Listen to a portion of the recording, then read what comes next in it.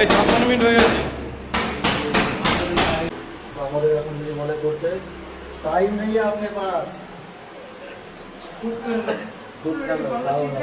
হ্যাঁ পাবো না করতে যেরকম বলেছে সেরকম করেছি। এখন যদি আবার চেঞ্জ করতে হলে এই দিকটা ওই দিকে হতো, ওই দিকটা এই দিকে হতো, কিন্তু এটাই নিয়ম কিন্তু করবো না। তো বলেছে আমি করে দিয়েছি, আবার বললে করবো না।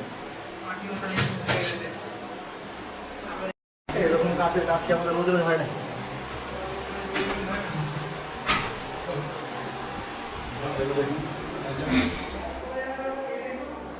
হ্যাঁ